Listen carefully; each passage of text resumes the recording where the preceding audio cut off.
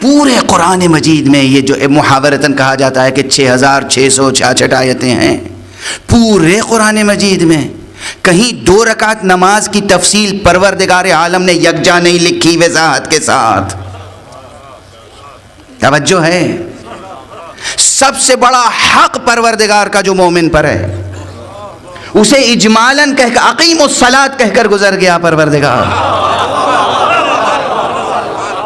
اقیم الصلاۃ کہہ کر گزر گیا. لیکن جہاں بندوں کے حقوق کا مسئلہ تھا، مثال دے دوں، میراث کے احکام قرآن مجید میں کتنی تفصیل سے ہیں. ماں باپ زندہ ہو تو ان کا کتنا حصہ ہے، ماں باپ نہ ہو تو کتنا حصہ ہے، صرف ماں ہو تو کتنا حصہ ہے، صرف باپ ہو تو کتنا حصہ ہے، کوئی نہ ہو صرف کلالہ ہو تو اس کا کتنا حصہ ہے، بھائی ہو تو کتنا ہے، بہن ہو تو کتنا ہے، بیٹے بیٹیاں، کتنی تفصیل سے احکام ہیں وراثت کے. اتنی تفصیل سے احکام اس لیے بیان ہوئے کہ یہاں حقوق بشر کا مسئلہ تھا.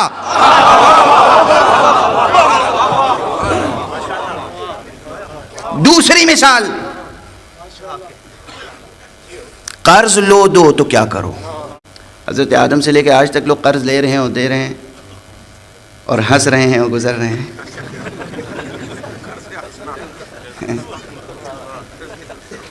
ہے نا؟ قرض حسنہ کے کیا معنی ہے؟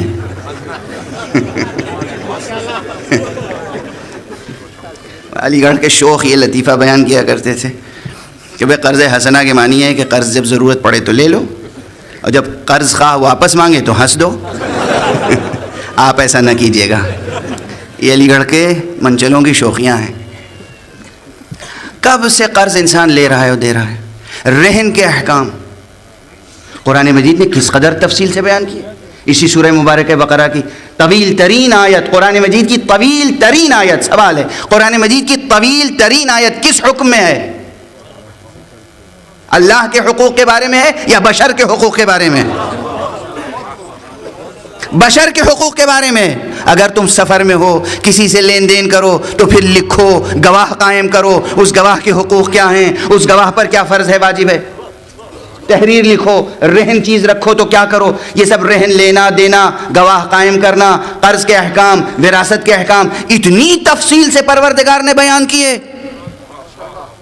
اور نماز کا حکم بیان نہیں کیا. مزاج قرآن یہ سامنے آیا کہ پروردگار اپنے حقوق کے معاملے میں تو درگزر سے کام لے سکتا ہے، مگر بشری حقوق کے معاملے میں درگزر سے کام نہیں لے سکتا.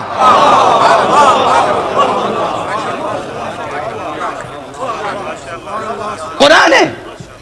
یہ مزاج قرآنی جب سامنے آ گیا کہ وہ اپنے حقوق تو معاف فرما سکتا ہے، بشر کے حقوق کوئی پامال کرے تو پروردگار معاف نہیں کر سکتا. اب بتائیں کہ بشر کے حقوق کو محفوظ رکھنے کا سب سے بڑا ادارہ کون سا ہو سکتا ہے؟ حکومت. بشری حقوق کا تحفظ کیسے ممکن ہے؟ اگر حکومت مستحکم ہے تو بشری حقوق محفوظ رہیں گے، اگر حکومت مستحکم نہیں ہے تو بشری حقوق محفوظ نہیں رہیں گے. جو پروردگار وراثت کے احکام تفصیل سے بیان کر رہا ہے، قرض کے احکام تفصیل سے بیان کر رہا ہے، رہن کے احکام تفصیل سے بیان کر رہا ہے، طلاق کے احکام تفصیل سے بیان کر رہا ہے، نکاح کے احکام تفصیل سے بیان کر رہا ہے، وہ پروردگار حکومت کے احکام بیان نہیں کرے گا.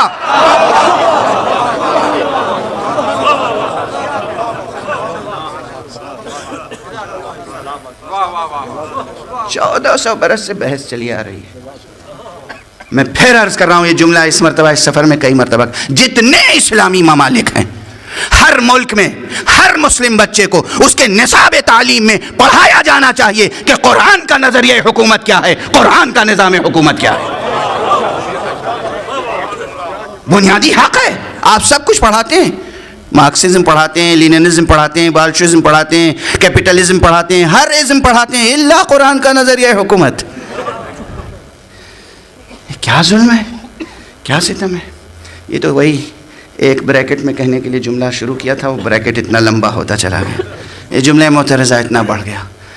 قرآن مجید نے جو نظریہ حکومت اور نظام حکومت اور طریقہ حکومت تعلیم فرمایا ہے، وہ ولایت کا نظریہ، ولایت کا طریقہ اور ولایت کا اصول و نظام ہے. اب اس ولایت کی تفصیلات اپنی جگہ. ظاہر ہے کہ میرا اس مرتبہ موضوع یہاں ولایت نہیں ہے، اگرچہ کوئی بھی موضوع ولایت سے جدا نہیں.